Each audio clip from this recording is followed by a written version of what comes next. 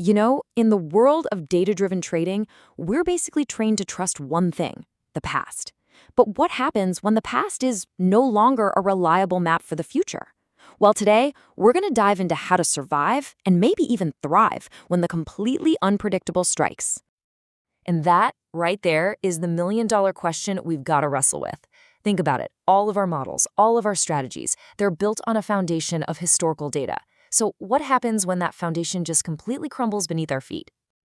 I mean, the entire world of quantitative trading is built on this idea of predictability. We sift through absolute mountains of data, looking for patterns, for statistical edges, anything that tells us what should happen next. It's all about finding order in the past. But then, bam, something comes out of left field and just shatters all of those beautifully crafted models. And this, my friends, is where we meet the concept of the Black Swan. So this term, it was coined by Nassim Nicholas Taleb. And a black swan, it's an unpredictable event that goes way, way beyond what anyone would normally expect. And it carries potentially devastating consequences. It's the event that your data, your models never, ever saw coming. Now, these things aren't just random bad luck. They have three very specific, very defining traits. First, they are true statistical outliers, so rare they're basically invisible to standard models. Second, their impact is massive. We're talking widespread and catastrophic. And third, and this is the kicker, the part that really messes with our heads, they only seem obvious in hindsight. After it's all over, we look back and convince ourselves, oh yeah, we should have seen that coming. And here is the really critical takeaway. Our models are fundamentally built by looking in the rear-view mirror. They are fantastic at predicting more of what has already happened.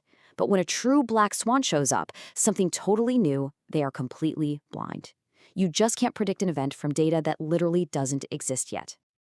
And look, this isn't some abstract academic idea. We've all lived through this. Think about the 2008 global financial crisis, a series of collapses in systems everyone thought were rock solid. Or even more recently, the COVID-19 pandemic, which completely rewired global supply chains and markets in a matter of weeks. Classic black swans. Okay, so this all sounds pretty grim, right? But it brings us to the most important question of all. If you can't see these things coming, are you just a sitting duck? Absolutely not. The key is to make a massive shift in your mindset. Stop trying to predict and start learning how to prepare.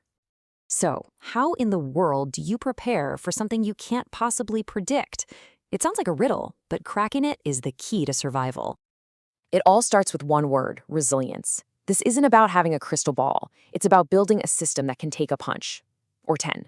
That means diversifying so no single event can knock you out. It means using dynamic hedging to protect your positions. It means you have to relentlessly stress test your models against the craziest scenarios you can dream up. And maybe most importantly, you have to ensure you have enough liquidity, enough cash to ride out the storm.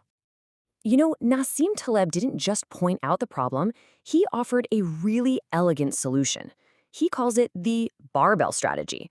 The core idea is you put the vast majority of your capital into something extremely safe, and then you take a small chunk and put it into high-risk, high-reward ventures.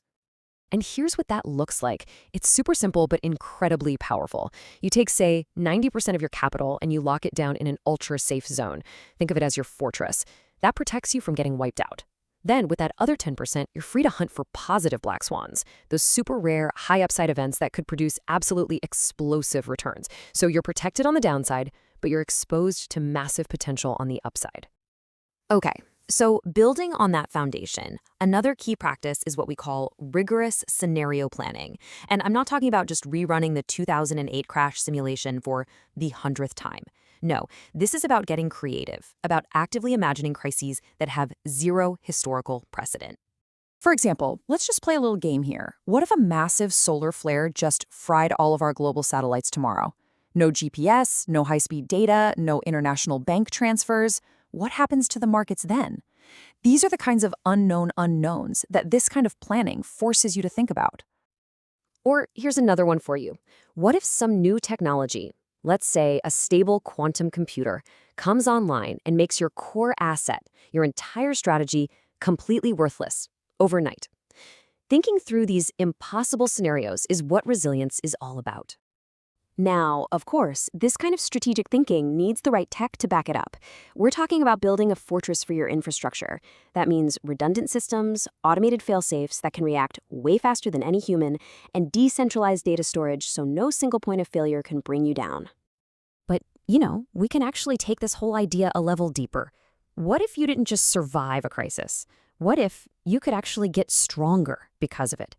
That's where we get into the mind-blowing concept of being anti-fragile. So let's talk about anti-fragility. This is not the same as being resilient or robust. Think of it like this. If you drop a wine glass, it shatters. That's fragile. If you drop a rock, nothing happens. That's robust. But an anti-fragile system, when you hit it with stress and chaos, it actually gets stronger. Volatility and failure literally feed it. Okay, so how does that crazy idea actually work in the real world of trading? Well, it means you start designing strategies that actually make money when volatility spikes, instead of running for the hills. It means building algorithms that are adaptive, that can hunt for new opportunities that only pop up during a crisis. And it means having systems that automatically scoop up undervalued assets precisely when everyone else is panic selling. But here's the thing. All the brilliant algorithms and fortified servers in the world mean absolutely nothing without the right culture, the right human element. This all comes down to intellectual humility, admitting your models are not perfect. It requires a commitment to continuous learning, and most importantly, you have to avoid the deadly trap of overconfidence in any single model. So when you put all this together, what we're really talking about is a completely new mindset for trading. It's a fundamental, deep-seated shift in how you see the world and the markets. Let's just put these two approaches side by side. The traditional way, it's obsessed with prediction.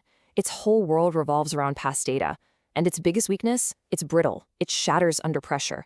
Now, the Black Swan mindset is different. The goal isn't prediction, it's resilience. It focuses on preparing for all sorts of possibilities, which makes it adaptive. It bends, it doesn't break. So I'll just leave you with this one final question to really think about. In a world that's guaranteed to be full of shocks, is your system built to break or is it built to benefit?